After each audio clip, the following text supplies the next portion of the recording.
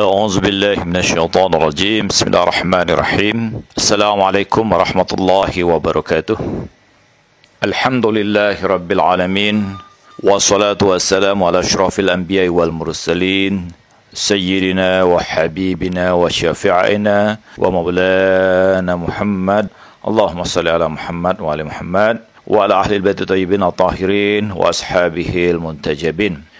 Alhamdulillah, kita lanjutkan pertemuan kita di bulan suci Ramadan ini pada waktu yang mulia, hari yang utama, bulan yang agung ini dengan membaca kitab Misbahus Syariah wa Miftahul Haqiqah, pelita syariat, gerbang hakikat, yang berisikan riwayat-riwayat dari Imam Ja'far As-Shadiq kalamullah alaih, cucit Rasulullah sallallahu alaihi wasallam yang keenam dan merupakan guru dari seluruh imam mazhab-mazhab yang ada di dalam Islam.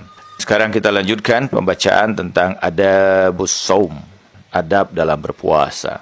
Qala Shadiq alaihi salam, qala Rasulullah sallallahu alaihi wa alihi, as-saumu junnatun ay satratun min afati dunya wa hijabu min adabil akhirah. Imam Shadiq dengan mengutip dari Rasulullah sallallahu alaihi wasallam, datuknya Rasulullah bersabda, puasa itu adalah pelindung, penutup dari seluruh kejelekan-kejelekan dunia, hijab dari azab akhirat. Fa iza sumta fanwi bisawmika kafan nafsin anis syahwat wa qad al-himma an khutuwati syaitan. Imam mengatakan bahwa sekiranya kamu berpuasa, maka niatkan dengan puasamu itu untuk menjaga dan menutupi dirimu dari syahwat dan memutuskan seluruh dorongan-dorongan pikiran merupakan bagian dari jalan-jalan syaitan. Jadi ketika kita berpuasa bukan hanya menahan lapar dan haus, tapi mempuasakan pikiran kita, menjauhkan dan melepaskan seluruh dorongan syahwat yang mengganggu pikiran kita, apalagi yang mendorong pada dorongan-dorongan yang jelek. Wa anzil nafsaka manzilatal marda, maka letakkanlah diri kamu pada kedudukan orang yang sakit. Mengapa?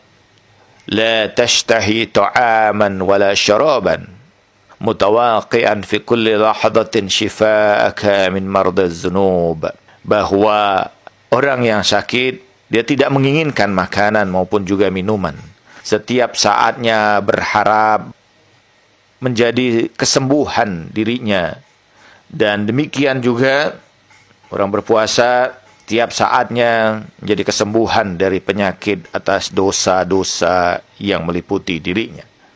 Imam menyebutkan di sini bahwa kita memposisikan ketika berpuasa itu sebagai orang yang sakit. Orang yang sakit tidak menginginkan makanan maupun minuman, setiap waktunya berharap kesembuhan. Dan demikianlah bahwa orang yang berpuasa hendaklah dia melepaskan dorongan-dorongan baik makan, minum, atau juga mengharapkan bahwa dari puasanya ini membersihkan atas seluruh dosa dan kesalahan-kesalahan yang ada. Karena dosa ini pada hakikatnya dia menjadi penyakit yang akan membuat hati kita itu membatu dan mengeras. Kal hijarah atau asyadul qaswah, kata Al-Quran, seperti bebatuan atau lebih keras lagi dari bebatuan itu. Dan kalau hati seseorang sudah mati, maka hakikatnya dia tidak lebih sebagai manusia yang telah mati. Dia tidak akan lagi didengar doanya, ibadahnya. Sebagaimana Hasan Al-Basri suatu saat mengunjungi satu desa yang terkena paceklik luar biasa, dan mereka ketakutan akan kematian.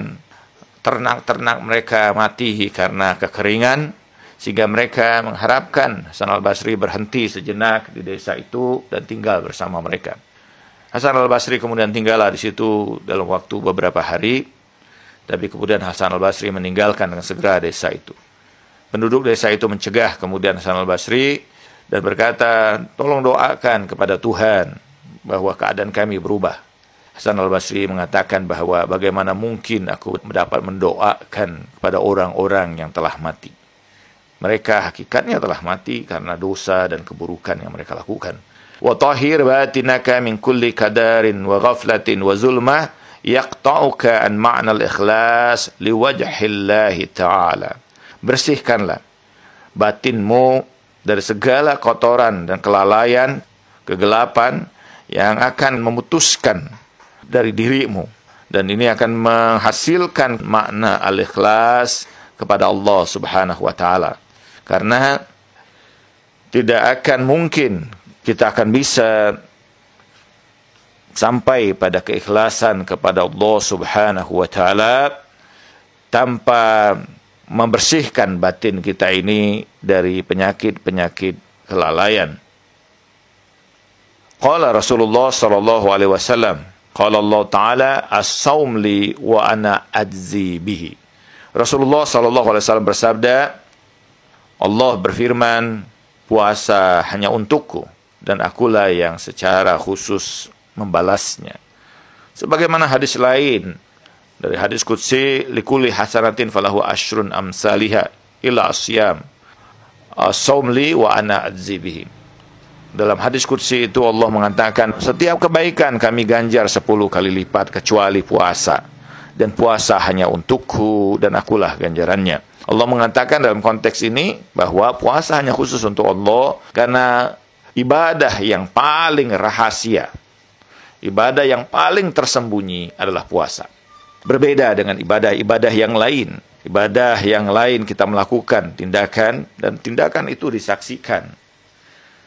Tetapi berbeda dengan puasa, kita disuruh justru menghentikan tindakan.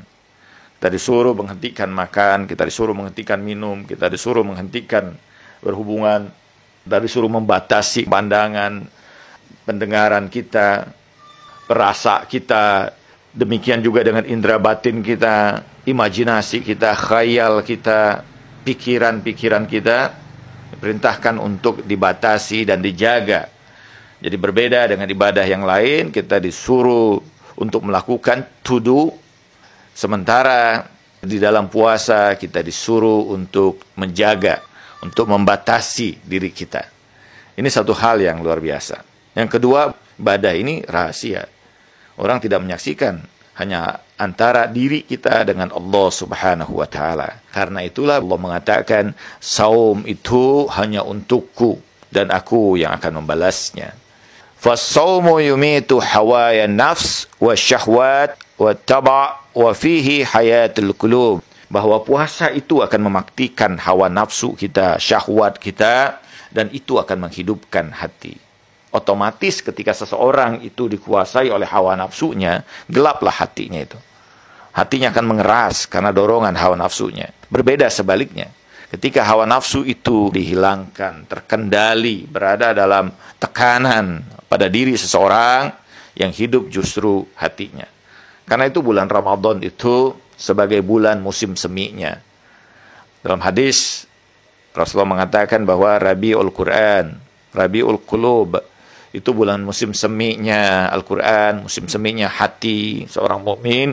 Karena di situ hati menjadi hidup, dia jernih kembali, dibersihkan dari beragam kotoran yang selama ini mengotori batinnya. Wa taharatul jawarih, dia membersihkan seluruh bagian tubuh kita. Bukankah puasa itu menyehatkan, membersihkan seluruh kotoran dan sebagainya pada diri kita? Dalam hadis Rasulullah mengatakan, summu tasihu, puasalah kamu, niscaya kamu sehat. Imaratu zahiril wal batin. Puasa itu sebagai tiang yang akan menegakkan secara zahir dan batin. Dia merupakan ibadah yang menguatkan zahir dan batin kita. Orang yang berpuasa tentu saja jiwanya menjadi kuat. Demikian juga ruhaninya menjadi luar biasa. Berbeda dengan orang yang tidak pernah puasa. Orang itu dipenuhi oleh dorongan hawa nafsu dan nafsu mengendalikan dirinya. Lihatlah bahwa tidak ada para kekasih Allah, para nabi, kecuali mereka melakukan ibadah puasa. Dalam hadis Rasulullah mengatakan, laisa lil anbiya illa qiyamul lail wa shaum naharan. Bahwa tidaklah seorang kekasih Allah atau para nabi itu kecuali mereka melakukan ibadah di malam hari dan melakukan puasa di siang hari. Ini dua hal yang cukup luar biasa menjadi pasangan, bahwa qiyamul lail wa shaumun naharan wa syukrun ala nikmati wal ihsan ilal fuqara.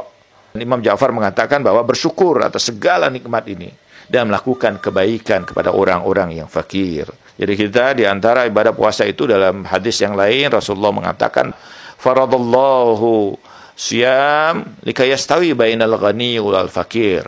Allah mewajibkan puasa agar setara antara orang-orang kaya dan orang-orang fakir. Orang-orang kaya bisa memiliki kudrah untuk mewujudkan apa yang dia inginkan. Tetapi dengan ibadah puasa ini mereka merasakan bagaimana deritanya lapar, deritanya haus, terbatasnya hal yang dapat dia lakukan. Dan di situ muncul kepedulian. Ada orang-orang miskin di sekeliling kita. Ada orang-orang fakir, ada saudara-saudara kita yang tidak mampu, yang mungkin dia dekat dengan kita, tapi hatinya tidak memperkenankan dirinya untuk meminta kepada kita. Kitalah yang seharusnya memiliki kepedulian kepada mereka. Bukankah dalam surah Fatir Allah Subhanahu wa taala berfirman, yas'adu kalimatun thayyib wa amalun salih yarfa'uhu. Allah mengangkat kalimat-kalimat yang indah dan amal soleh ikut mengangkatnya. Kalimat yang indah tidak lain ibadah-ibadah yang kita lakukan, dan amal soleh itulah yang menggenapi. Seorang ulama mengatakan burung hanya bisa terbang ke udara mengangkasa dengan dua kepak sayapnya. Dan kedua kepak sayap itu adalah ibadah dan amal soleh. Kedua-duanya itu merupakan pasangan yang selalu disebutkan di dalam Al-Quran untuk kita memperhatikan. Wa mimma razaqnahum yunfikun. Hendaklah kamu mengeluarkan rezeki yang kamu terima dari Allah pada orang-orang yang fakir dan miskin. Setiap rezeki yang kita terima ada hak-hak mereka. Kita bersyukur atas seluruh nikmat yang diberikan Allah, baik nikmat zahir maupun nikmat batin ini. Dan karena itu kepedulian kepada orang-orang fakir ini menjadi sesuatu yang sangat penting. Ibadah di dalam Islam tidaklah sesuatu yang melahirkan individualis, tapi ibadah justru kita untuk menjadi orang-orang yang bersikap humanis, yang memiliki empati kepada sekitar kita. Semakin tinggi derajat seseorang, semakin mereka mencintai para fuqara wal masakin. Bukankah Nabi yang agung selalu bersama dengan sahabat yang fakir dan miskin? Wa ziyadatut tadarru wal khusyu' wal buka. Dan itu akan menambah ketundukan diri kita, kehusyuan hati kita, dan air mata penyesalan kita. Malam-malam kita terbangun, kita bermohon pada Allah, bermunajat di bulan suci Ramadan untuk memohon kepada Allah dengan seluruh hati kita, melihat lagi beragam keburukan-keburukan kita. Bulan Ramadan itu asy-syahrul maghfirah, bulan ampunan. Allah memerintahkan kepada kita, wasari'u ilal maghfirati mir rabbikum, dan bersegeralah kamu kepada ampunan Tuhan kamu. Kita tertunduk, kita sujud, kita membaca ayat-ayat yang suci di dalam Al-Quran, dan air mata kita menetes sebagai bentuk penyesalan kita, kesedihan kita. Semakin ruhani kita halus, semakin air mata sering tumpah dari mata kita. Para nabi, para kekasih Allah, mereka yang malam-malamnya dipenuhi dengan tangisan, walaupun siang-siangnya mereka sebagai singa di medan laga. Wa hablul iltija'i ilallah. Puasa adalah tali yang mengantarkan kita semua kepada Allah. Wa sababu inkisarus syahwa. Dan itu akan menghancurkan syahwat kita. Syahwat tidak menjadi raja lagi. Dia tidak menjadi panglima dalam diri kita. Tapi justru dia menjadi budak kita, yang kita kendalikan sebagaimana yang kita harapkan. Apakah syahwat harus dihilangkan? Tidak. Para arif menyatakan diri manusia itu bagaikan kereta kuda. Ada saiznya yang mengendalikan kuda itu. Ada keretanya. Ada kudanya sendiri. Kereta itu adalah raga diri kita. Saiz itu adalah akal kita yang mengendalikan. Dan kuda itu adalah syahwatnya. Sekiranya akal itu terkalahkan oleh syahwat, maka kuda itu akan berlari dengan kencang ke tempat tampara yang menghancurkan seluruh kereta tersebut. Tetapi ketika kuda itu lari dalam kendali, maka dia mengantarkan seseorang pada tujuan dengan cepat. Wa takhfiful hisab wa tad'iful hasanat. Dia yang akan meringankan perhitungan nanti di yaumul akhirat dan melipat gandakan kebaikan menjadi kebaikan yang banyak. Bukankah di dalam Al-Quran Allah Subhanahu wa taala berfirman, Yubadillahu sayyiatihim hasanat. Bahwa Allah akan menggantikan kejelekan-kejelekan mereka dengan kebaikan yang banyak. Dengan puasa ini, Allah melipat gandakan kebaikan. Membaca Al-Quran di bulan puasa itu sama dengan kita membaca Al-Quran 70 kali pada bulan yang lain. Wa fihi minal fawaid ma la yuhsa. Padanya ada faedah yang tidak akan bisa kita hitung. Wa kafa ma zakarana minhu liman aqala wa ufiqa li istimalihi. Cukuplah bagi orang-orang yang ingat pada hal ini dan orang-orang yang berakal yang Allah Subhanahu wa taala berikan taufik untuk mengamalkannya. Mudah-mudahan kita melaksanakan ibadah puasa ini bukan hanya secara zahir kita, tapi juga secara batin kita. Ruhania kita naik, menjulang tinggi ke sisi Allah Subhanahu wa taala dan mengantarkan kita pada puncak kemuliaan sebagai hamba-hamba Allah yang bertakwa kepada Allah Subhanahu wa taala. Mudah-mudahan insyaallah kita dapat memanfaatkan semua kemuliaan yang Allah berikan pada kita pada saat ini. Mudah-mudahan kita masuk dalam golongan hamba-hamba yang bertakwa. A'udzubillahi minasyaitonirrajim. Bismillahirrahmanirrahim. Allahumma salli ala Muhammadin wa ali Muhammad. Allahumma wafiqni fihi limuwafaqatil abrar وجنبني فيه مرافقة الأشرار وأويني فيه برحمتك إلى دار القرار إلهيتك يا إله العالمين. Ya Allah, kuatkan kami dengan kebersamaan bersama dengan orang-orang yang baik dan jauhkan kami dari orang-orang yang jelek. Bantulah kami untuk dengan kasih sayang-Mu sampai pada Darul Qarar dengan keagungan uluhiyah-Mu, wahai Tuhannya alam semesta. Wa sallallahu ala sayyidina Muhammad wa alihi tahirin walhamdulillahi rabbil alamin. Wassalamualaikum warahmatullahi wabarakatuh.